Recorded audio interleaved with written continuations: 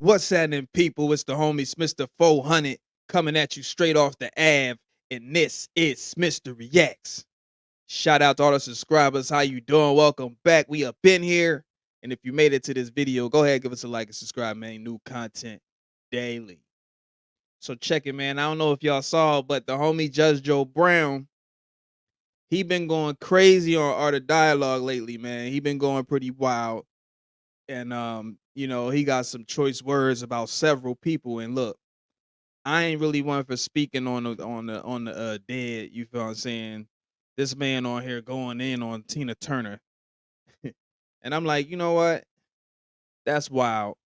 I need to see what he talking about. So without further ado, bro, shout out the Art of Dialogue. Judge Joe Brown going crazy on Tina Turner, man, talking about she was abusive and this, that, and the third. Oh man, crazy work. Let's see what he talking about. Let's get it.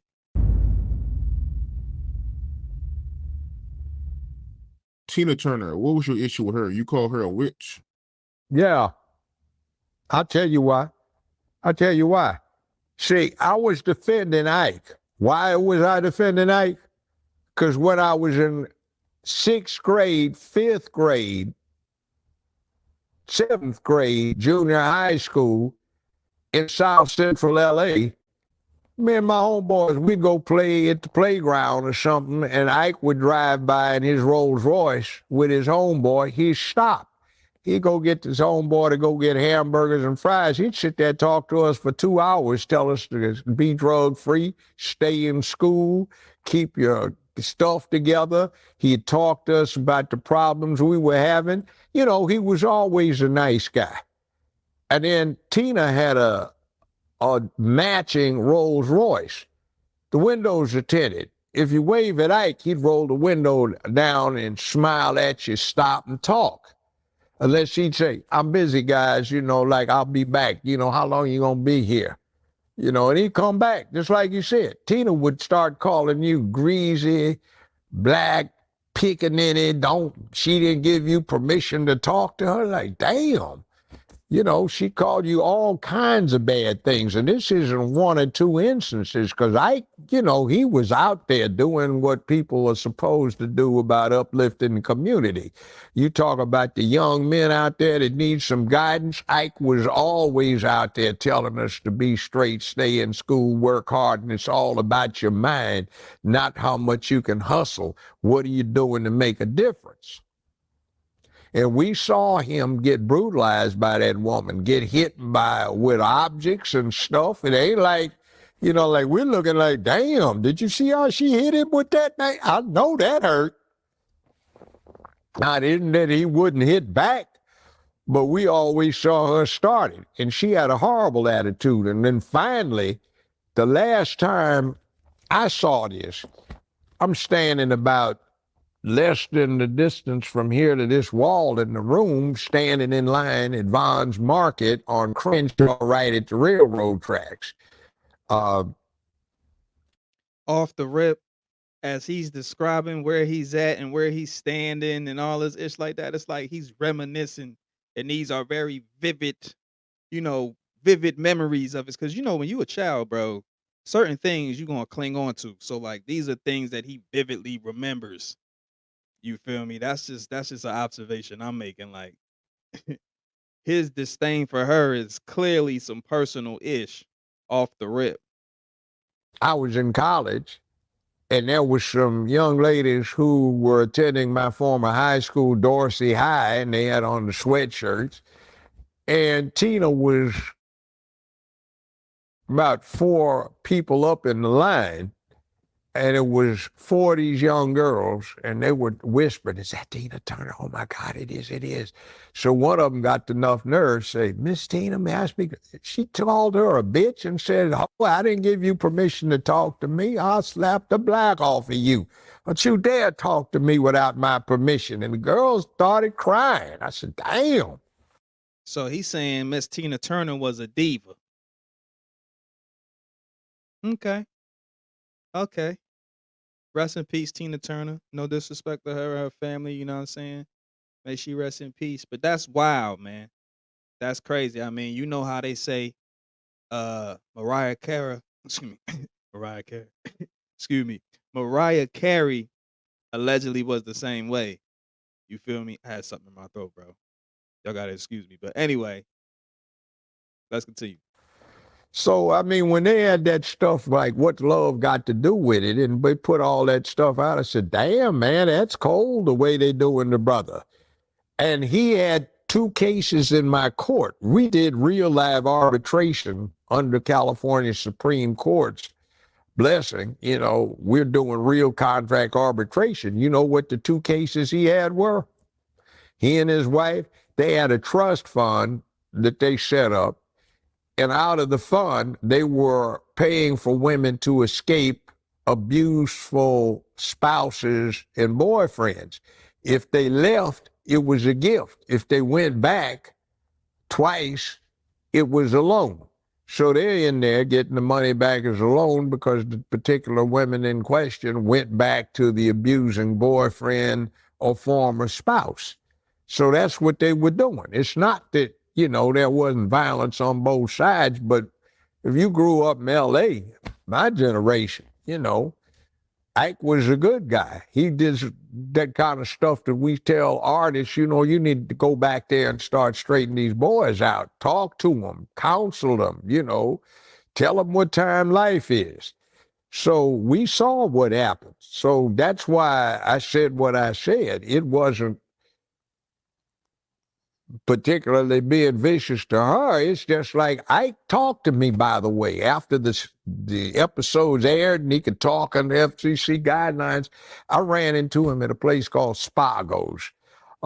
It's an upscale restaurant in Beverly Hills. So we're talking. He said, Judge, I swear, I didn't know they were going to do that. I didn't have any hard feelings. I signed off on the release. I didn't know they were going to make me this kind of demon. You know, it's not that we didn't have things. I said, brother, and then I ran down, you were there? I said, yeah. I said, and remember that thing up in Baldwin Hills? You remember the time you came next door and all these brothers over there playing football for Dorsey, and there was a barbecue going on in your neighbors, and she hit you across the back of the head with the rake when you were down there, and she was cussing at you because you had a mental block, and you said, yeah. You were there? I said, yeah. He said, I remember that.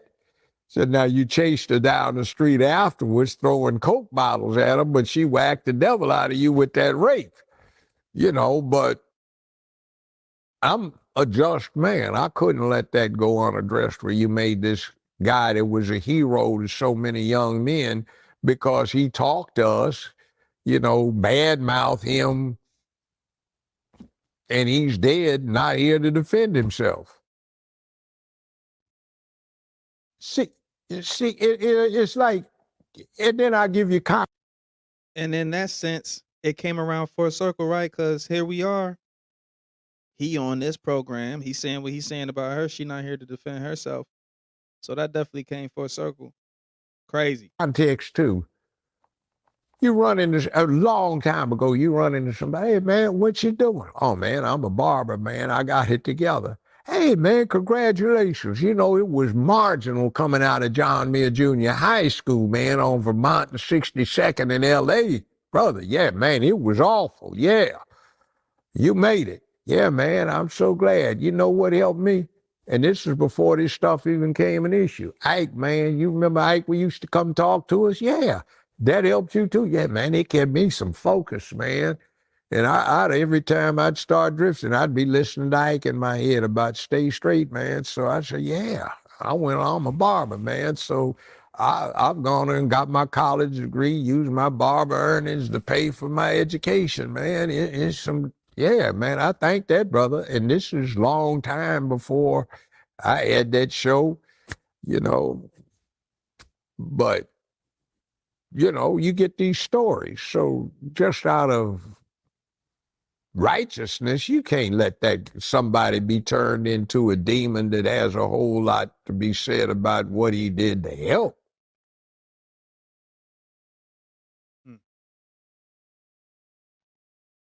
So there you have it. I mean, it's commendable to make sure that he tries to write that man's image in some way, shape, or form when he was painted. I mean, everybody talk about how Ike was slapping Tina, like, you know what I mean? Eat the cake anime, like Jay-Z rapped about it. Crazy. But that's always been a suspected thing. But people never talk about like what makes a person get to that point. Like in the not condoning by any means anything domestic. But if you got a situation where, you getting cracked in the head, how you supposed to respond? You feel me? Like other than to like, your first response would probably be to defend yourself. You know what I mean?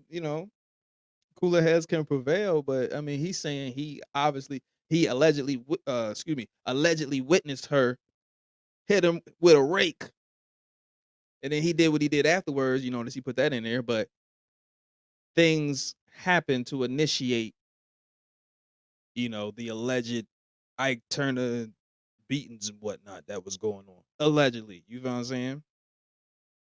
But yeah, like I said, she ain't here. She passed away. Rest in peace to the legend Tina Turner. You feel me? Gotta give respect. You know what I'm saying? I'm gonna pay my respects. But it's wild how, he was saying that Ike was gone and he couldn't defend himself. Now she here, she can't do the same thing. It's crazy. You know what I mean? You know what it reminds me of too? Chris Brown and Rihanna. Because allegedly, on the other side of things, she was getting violent with Chris Brown, and then Chris Brown did what he did, and then they tarnished this man's image like crazy. You feel me? So, and he was like, they was comparing that to that and making it like he was the new age version. You feel me?